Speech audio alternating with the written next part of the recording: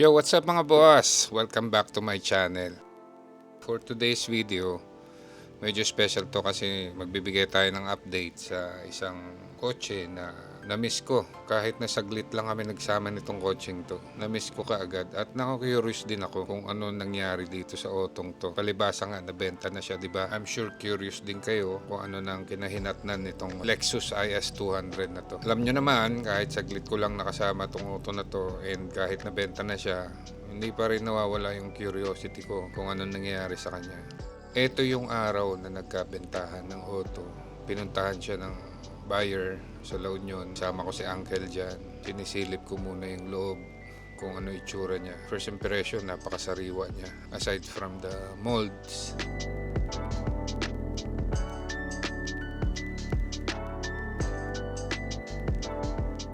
So kung napanood nyo yung una kong vlog tungkol dito, I'm sure you would agree with me na napakaganda pa ng auto.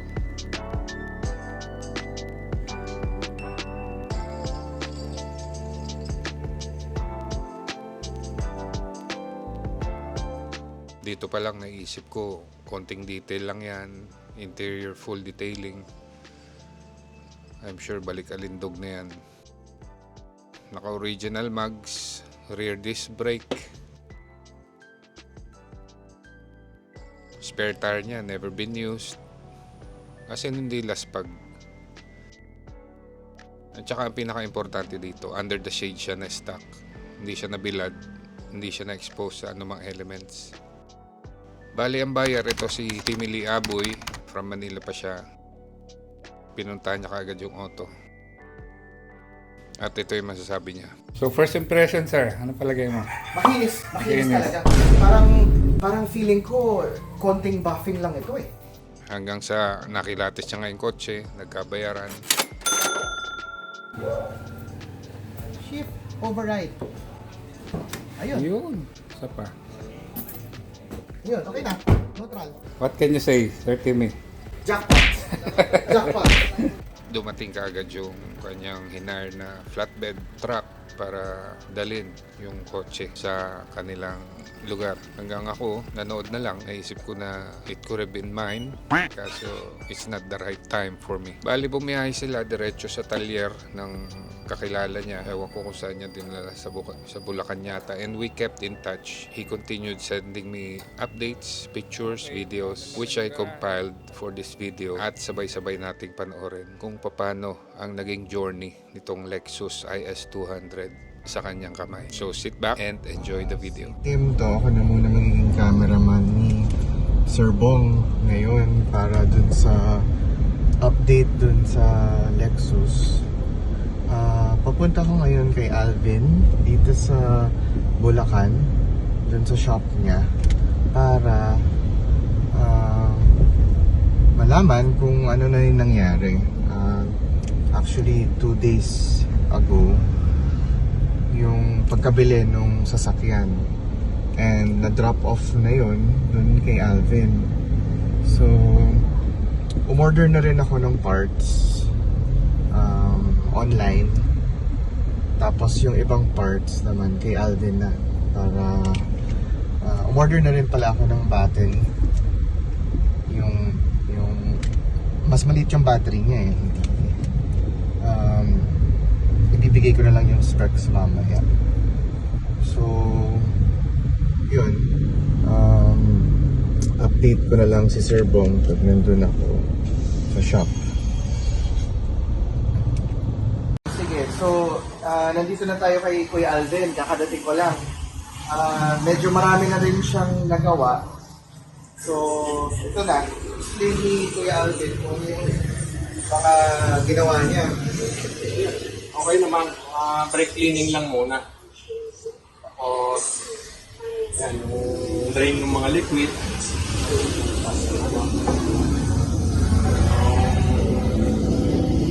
Fuel pa mga Naging problema yung fuel pump daw. dito.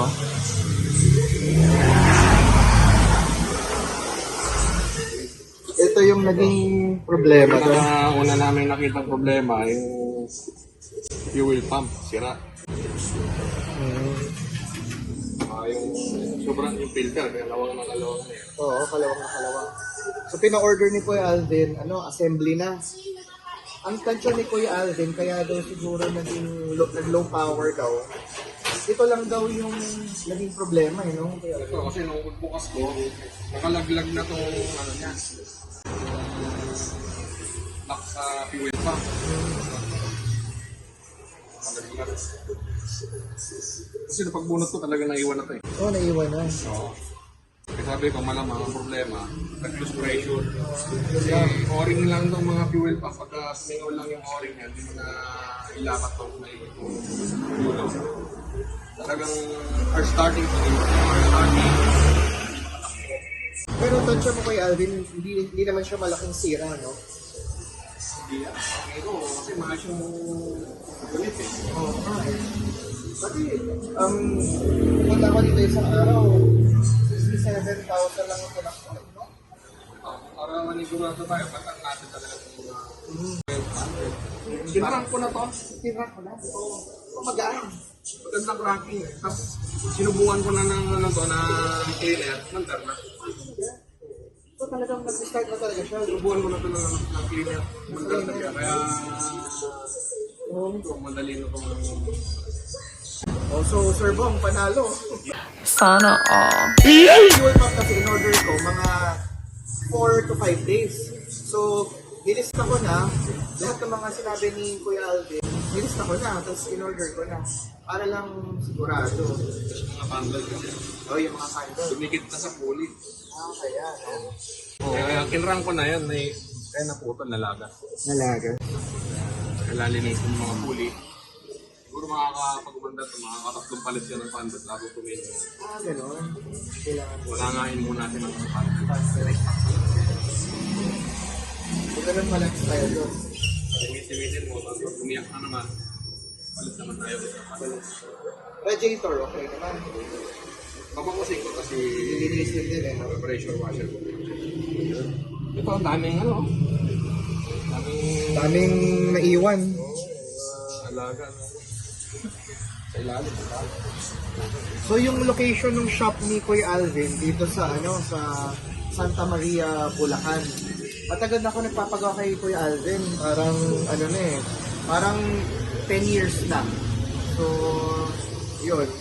In-update ko lang kayo kay Kuya Bong Dev, pati dun sa mga viewers niya kung ano na nangyari. Pero dito lang talaga ako nagpapagawa kay Kuya Alvin. Lahat ng kotse, pati sa dad ko, kanya talaga. Dahil hindi lang parang kaibigan na namin eh. So, pag may kailangan din kayo, pwede nyo pasyalan si Kuya Alvin. Pag sa Masiselan, WS. WS. WS o fluid. Kung hindi ito ilagay mo, pwede rin yun. Kung gagamitin natin yung T4. T4. Kasi T4 naman ang recommendation dito. Oo. T4. Okay. So yun. Babalikin natin si Kuya Alvin mga after 3 days. Pag dumating na yung fuel pump. Hintay na lang tayo sa update dito. Pero other than that, yun na yun eh. Kasi wala naman nakita si Kuya Alvin na major. Nag-crank na siya no, Kuya Alvin? At saka mandar na. Kaya sure na tayo. Ganun na yun. Ganun yun eh. Pag sprayan ka ng cleaner, Oo. iwas na ang mandar yan. Wala ka yung Wala na po problemahin, no? Ang problema dito Kuya Alvin, magpapa-detail na tayo. Kapati nga pala pag hindi na pala internal yung papadetail mo. Engine, pati labas. Labas, under chassis, na rin. So, yun. Sir Bong, sabi ni Kuya Alvin, kaya daw nag-low power, hindi dahil sa high tension wire or sa coil, no? Sa fuel pump. Sa fuel pump.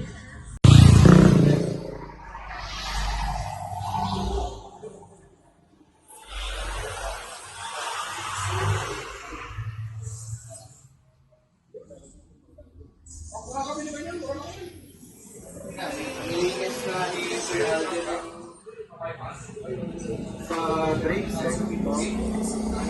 wala siyang halawang. Wala siyang masyadong halawang. Talagang, ano talaga?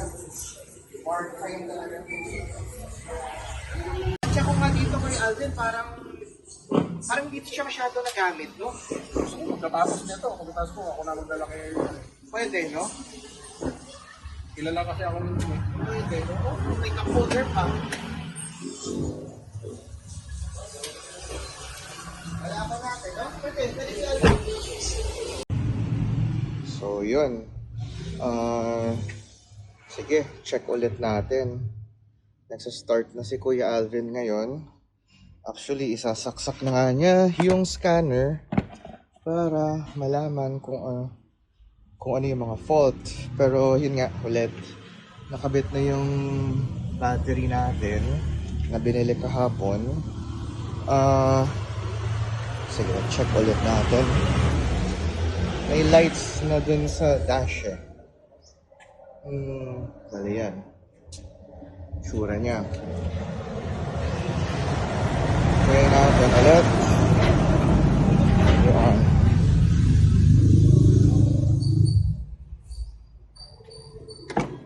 So, dito. Yan yung mga lilinisin. Maraming amag-amag. Pero madali na lang yan eh.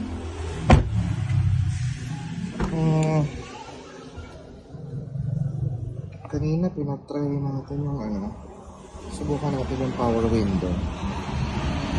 So may fog lights pa rin siya. Ilaw.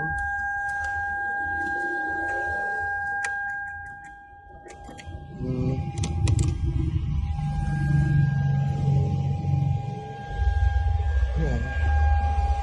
Nag-on na rin siya. Ilaw na.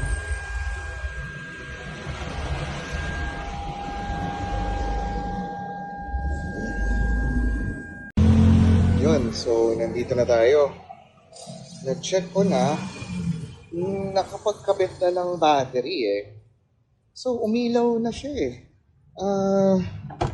Nagkailaw na dahil nung kinabitan ng battery. Tapos umilaw na rin yung sa dashboard. So ngayon, ginagawa ni Kuya Alvin, lilinisin niya muna lahat. Yung mga contact point. Tapos, yung mga pyesa parating pa lang, in order ko na. Yung ibang pyesa naman, si Kuya Alvin na. Kasi, madami siyang, oil eh. So, ito yung binili natin na battery. Yung 65D23L. Mabuti naman na wala masyadong kain-kain dun sa wires eh. Nalinis na nga daw niya yung iba kasi may daga, pero mabuti hindi naman nakapasok sa loob. Na-try ko kung on itong ilaw. So ako na muna yung magiging cameraman ni Sir Bong dahil para malaman kung ano yung update. So yun, nandito ako sa Santa Maria, Bulacan, dun sa mekaniko na mahusay, si Alvin.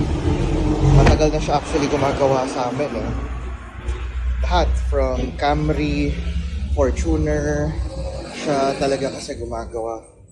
And from Project 8, lumipat siya kasi to Bulacan. Yun, buo naman yung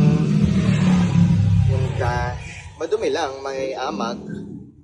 Pero okay, yung power window daw gumagana lahat. Para makita nyo. Tapos yung sa trunk, tinan nyo, kompleto pa yung spare tire. Mukhang hindi pa nagagamit eh. Pati yung tools nandyan pa. Yun. Check natin ha. Check natin kung mag-on yung ilaw. Yan. So, ayun, nag-on siya. Yan. So, may LSD nga siya kasi may traction control. Nag-on yung dash niya. Yan. So, yan, ilaw.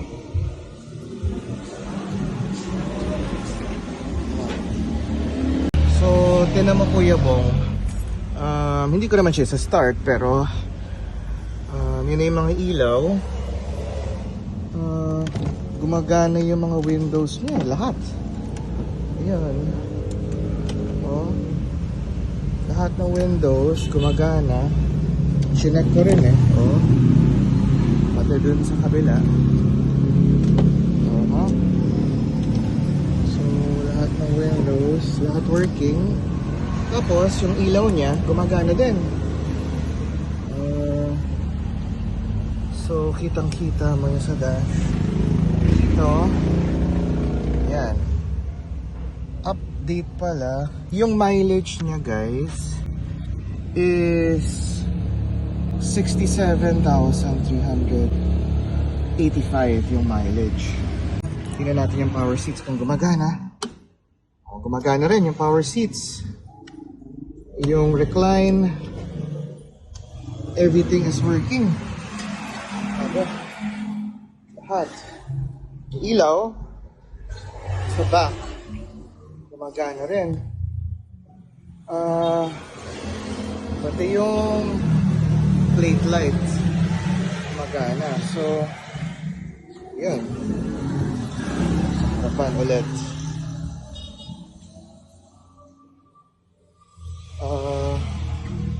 Okay, dito sa kabilang side, yung sunroof, ilaw. Yung ilaw, gumagana rin. Yung dito, gumagana din.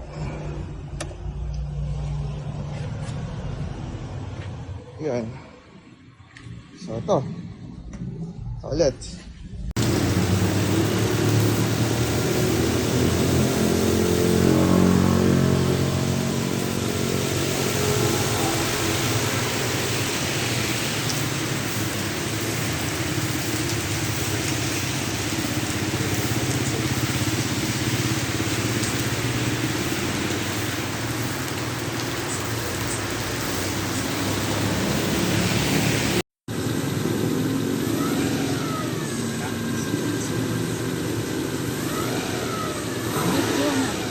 Video.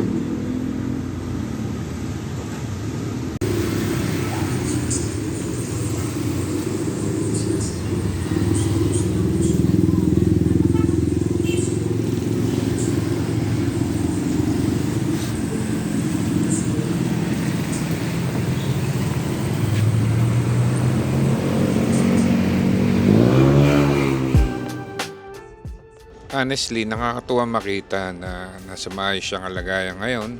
Parang kahit hindi siya napunta sa akin, at least alam ko na naalagaan pa rin siya ng bago niyang owner. Parang proud ka pa rin somehow kasi kahit pa paano naging part ako ng journey ng kotse na to. So yung mga boss, quick update lang sa Lexus IS 200. Running good, fresh na ulit at buhay na buhay. If you guys want more updates or gusto nyo makita ulit siya sa future, comment lang kayo sa baba. And hopefully, madala dito ni Sir Timmy, si Lexus, or mapasyalan ko siya doon sa kanila para naman personal kong makita yung itsura niya ngayon para ma-drive ko rin. Dahil gustong gusto kong ma-experience kung paano i-drive ang isang Lexus IS 200. I don't rush, I don't race, I just float on 3. Got a vibe in my soul, got a life on key. Okay, so sana nag-enjoy kayo dito sa video kong ito. And don't forget to like, comment, and subscribe. Kung bago ka pa lang sa akin channel, please subscribe. Marami pa tayong upcoming builds at content. Salamat sa panonood mga boss, and I'll see you in the next video. Walking with truths, ain't no inches in the feed, just noise and flex. But I found God once in a vinyl set. Talk slow when I speak, let the moment stretch. Learn peace ain't found, it's a thing you protect. Yeah, I vibe like water, I change and shift, but the roots still deep like my grandma.